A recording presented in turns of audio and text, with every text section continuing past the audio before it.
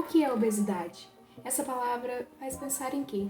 Excesso de peso, alimentação saudável, falta de exercício físico ou falta de esportes? Pode ser isso tudo que eu falei, mas não é só isso que causa obesidade. Hoje é considerado uma epidemia global, mais de 60 milhões de casos no mundo. O tratamento da obesidade precisa de ser de longa duração, para além do controle. É preciso evitar outras complicações que aparecem com o tempo e resultam em uma menor expectativa de vida. IMC. O que é IMC? As siglas IMC significa Índice de Massa Corporal. O índice é calculado da seguinte maneira: divide-se o peso do paciente pela sua altura elevando ao quadrado. Diz-se que o indivíduo tem um peso normal quando o resultado do IMC é entre 18,5 a 24,9. As mulheres são as mais afetadas pela obesidade. 50 milhões de adolescentes do sexo feminino de 15 a 19 anos no mundo têm obesidade. 390 milhões de mulheres de 20 anos ou mais no mundo também têm obesidade. Uma em cada 4 mulheres tem obesidade no Brasil. No Brasil, 18,9% da população acima de 19 anos nas capitais brasileiras tem obesidade. Mais de 100 milhões de pessoas estão acima do peso. O percentual de pessoas com obesidade cresceu 60% no Brasil nos últimos anos. 74% dos óbitos no Brasil acontecem por doenças associadas à obesidade. No mundo não é diferente. Segundo a OMS, mais de 1,9 milhões de pessoas no mundo apresentam excesso de peso. Dessas, mais de 650 milhões têm obesidade. Nos países mais desenvolvidos, houve mudanças socioeconômicas e epidemiológicas que levam à transição nutricional à composição das dietas desses países. Mudou de cereais e grãos para consumo de mais gorduras, de açúcares, óleos e produtos de origem animal.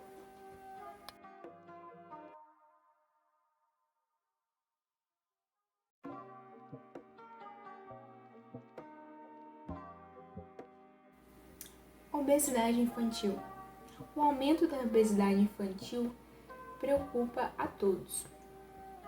O número proporcional de crianças e adolescentes de 5 a 19 anos com obesidade e sobrepeso no mundo são altos. Dados nacionais. Crianças e adolescentes. De cada 3 crianças e adolescentes no Brasil, uma está acima do peso. Quase 11% dos brasileiros de 5 a 19 anos têm obesidade e 17,2% está no sobrepeso. A obesidade entre as crianças de 5 a 9 anos cresceu mais de 4% desde 1989.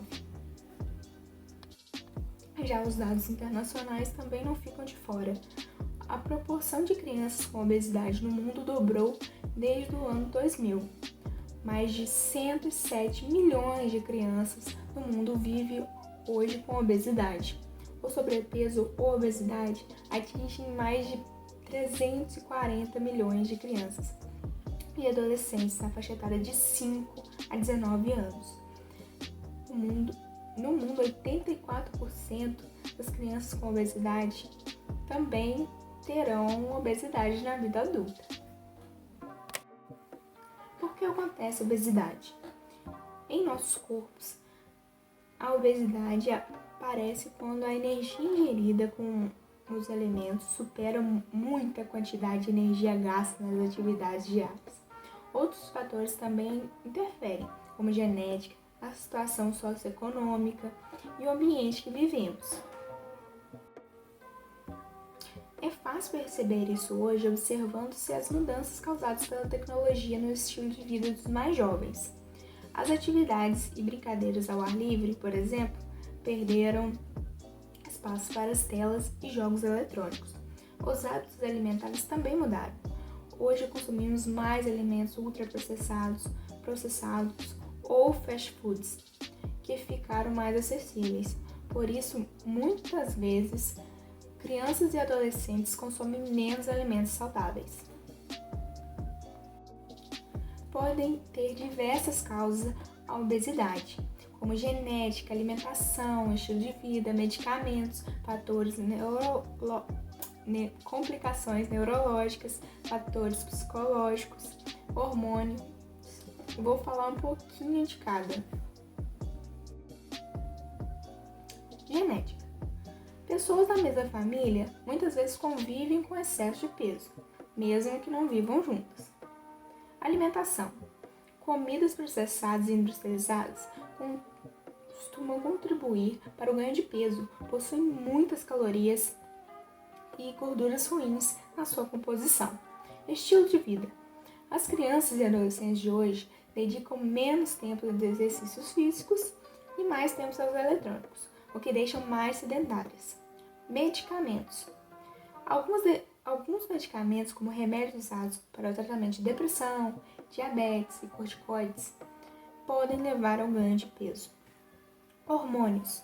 Crianças e adolescentes podem ter alterações glandulares que proporcionam o ganho de peso, como deficiência do hormônio de crescimento, alterações na tireoide. Fatores psicológicos. O aumento de peso pode estar ligado às questões emocionais e à qualidade de vida, como baixa autoestima, bullying, preconceito, depressão, ansiedade, insatisfação com o corpo e dietas nada saudáveis.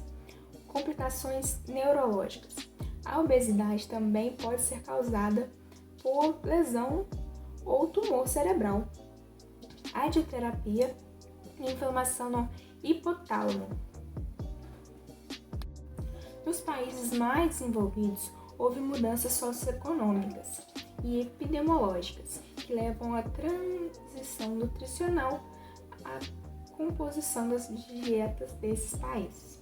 Mudou de cereais e grãos para consumo de mais gorduras, de açúcares, óleos e produtos de origem animal. Bom, agora vamos entrar em um assunto que está relacionado diretamente com o nosso consumo alimentar e como vai ser a consequência dele em nosso organismo. Já é notório que a obesidade vem crescendo tanto no Brasil quanto no mundo e observa-se que estão associadas a algumas complicações metabólicas por conta do seu consumo alimentar inadequado. E com isso, ocorre o desenvolvimento de doenças crônicas degenerativas. E algumas dessas situações são ocorridas por conta de hábitos de vida que estão sendo imergidos na sociedade e com isso ocorre uma diminuição da atividade física e um consumo alimentar inadequado que a sociedade está impondo em redes sociais, convívio familiares e muitas dessas pessoas são influenciadas. Desta maneira, ocorre um aumento da obesidade e da morbimortalidade. Bom, é válido não menosprezar a ingestão energética relatada pelos indivíduos por conta de auxiliar no controle da obesidade. Um fato que podemos citar também é que a subestimação dessa ingestão energética dos obesos é bem maior em relação a uma pessoa com peso normal.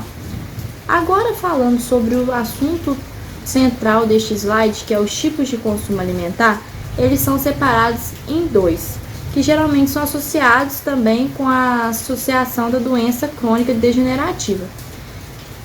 Dessa maneira, a gente pode falar sobre o recordatório, que é geralmente analisado o alimento e a bebida consumida nas 24 horas que antecede, ou também temos o registro alimentar, que consiste em analisar por um período de 1 a 7 dias os alimentos e bebidas consumidos, não podendo repetir 3 a 4 dias consecutivos. Em um estudo feito, observa-se que 81% das pessoas com diabetes subestimavam a ingestão energética, principalmente a ingestão de lipídios. Desta maneira, observava que as pessoas com maior índice glicêmico era que mais tinha um alto teor de triglicérides e um menor de HDL no sangue.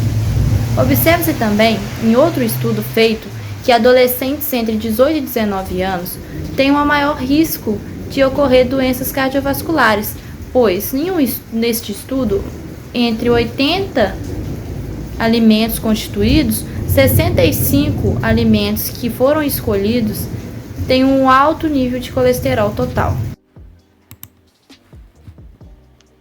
Já a doença inflamatória intestinal, ela é uma doença crônica que acomete o trato gastrointestinal, possuindo duas formas mais comuns de apresentação, que é a retocolite ulcerativa inespecífica, que é limitada ao comprometimento da mucosa do cólon, e a doença de Crohn, que ela é caracterizada por uma inflamação com maior frequência na região terminal do íleo. O uso de corticosteroides auxilia na melhora de pacientes com retocolite. Em relação ao tratamento desses pacientes, o uso de ácidos graxos de cadeia curta, como o óleo de peixe, representa uma medida eficaz no tratamento. A doença intestinal inflamatória, ela geralmente acomete entre as idades de 15 e 25 anos, afetando ambos os sexos, tanto o feminino quanto o masculino, de forma igual. Em um estudo feito, observa-se que 81% das pessoas com diabetes subestimavam a ingestão energética, principalmente a ingestão de lipídios. Desta maneira, observava que as pessoas com maior índice glicêmico era que mais tinha um alto teor de triglicérides e um menor de HDL no sangue. Observa-se também, em outro estudo feito, que adolescentes entre 18 e 19 anos têm um maior risco de ocorrer doenças cardiovasculares, pois neste estudo, entre 80 alimentos constituídos, 65 alimentos que foram escolhidos têm um alto nível de colesterol total. A pressão social faz com que pessoas normais saiam em busca de uma perfeição, que é o corpo visto nas redes sociais. Porém, geralmente aqueles corpos são cheios de processos cirúrgicos. Assim, deixam de ter uma alimentação balanceada para quererem alcançar o inimaginável. Dessa maneira, eles não preocupam com a saúde, podendo assim ter o princípio de um transtorno alimentar. Geralmente, as idades mais afetadas são entre 15 a 25 anos, por mulheres, geralmente da classe média ou classe alta da sociedade, como modelos, bailarinas, atletas. Nestes dados, podemos observar o desenvolvimento e aumento da obesidade nos países nos últimos 20 anos. Observamos que, nas idades entre 5 e 19 anos, houve um aumento de 8,4% de obesos no Brasil. Observamos também que, nesse sobrepeso, o país que lidera é os Estados Unidos. O Brasil está em um dos principais países, tendo um aumento no crescimento de obesos. A anorexia nervosa e a bulimia são transtornos alimentares que apresentam importantes bases psicopatológicas caracterizadas por intensa preocupação com a forma física e o peso corporal, o que leva o indivíduo a recorrer a estratégias extremamente radicais em busca da magreza excessiva. A anorexia nervosa ela é marcada por uma perda ponderal resultante de abstinência alimentar voluntária, ou seja, fica num jejum e não se alimenta de forma alguma. Já a bulimia ela é caracterizada por uma ingestão compulsiva e descontrolada, se alimentando de grande quantidade. E em seguida ocorrem estratégias para Não ter o ganho do peso, como fazer o vômito autoinduzido, o abuso de laxantes, diuréticos e moderadores de apetite, e associados a uma prática de exercício físico extenuante, ou seja, de uma forma muito alta. Síndrome de Down é um defeito congênito resultante da trissomia do cromossomo humano 21, coincidência de nascer 1 a cada 700 nascidos, podendo ser diagnosticada logo após o nascimento devido à manifestação de seus principais fenótipos, como o pescoço curto e grosso, uma prega única na palma das mãos, o comprometimento do crescimento e no comprimento e o retardo mental. Com o aumento da idade da mulher na gravidez, há um aumento na probabilidade de nascer uma criança com Down. As crianças com síndrome de Down notadamente possuem disfunções da tireoide, além de hipotonia muscular, o que difere sua composição corporal e o ganho de peso esperada em relação às crianças que não possuem esta alteração. E essas condições de sobrepeso se estendem da infância até os 14 anos. Os probióticos são bactérias contidas nos alimentos ou em suplementos que podem levar a uma melhora alterando a microflora intestinal, dando assim uma melhora na saúde intestinal. Os probióticos e os prebióticos auxiliam na doença inflamatória intestinal, produzindo um efeito benéfico na imunidade intestinal, no qual produzem os ácidos graxos de cadeia curta que são benéficos e amenizam a intolerância à lactose, auxiliando também no controle da diarreia aguda. E são utilizados também em ambos os casos, tanto na retocolite ulcerativa inespecífica quanto na doença de Crohn. As alterações metabólicas ocorrem quando há uma inanição, que é a condição fisiológica que ocorre quando a ingestão de macronutrientes é inadequada. Ela é caracterizada pela diminuição de gás de energia com a utilização de alternativas de combustível, como a utilização das proteínas como fonte primária de energia, por já ter consumido totalmente a glicose que está dentro do organismo. Bom, tem ainda a inanição aguda, que ocorre quando fica 24 a 72 horas sem nenhum consumo de energia, ou seja, de nenhum alimento.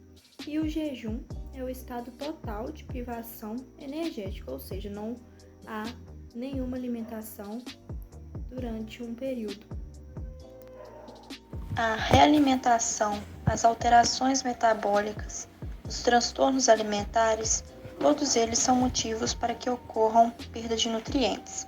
E essa perda de nutrientes no nosso organismo trazem a consequência de doenças. Nesse slide irei falar sobre a falta de ferro e as doenças causadas, como a acidose metabólica, insuficiência respiratória, arritmia, miocardiopatia. Há também os efeitos da realimentação nos sistemas orgânicos. Na medida que um órgão é cometido pela desnutrição, ele recebe novamente, ou pelo menos tenta receber os substratos.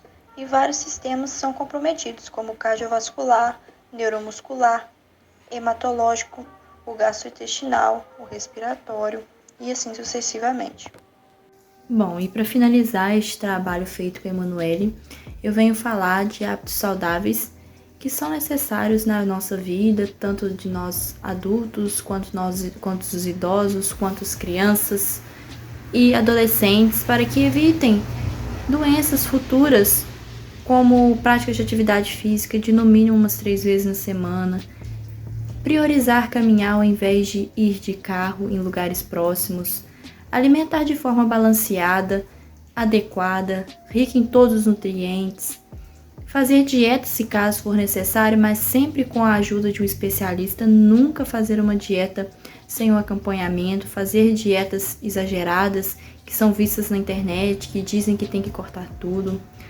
E a gente tentar ajudar nossas crianças e adolescentes a não ser influenciado por essa pressão social, a essas propagandas de só ingerir esses produtos que não são benéficos para a nossa saúde, que só vão fazer mal e piorar a nossa saúde futura, como as doenças crônicas ditas nesse vídeo.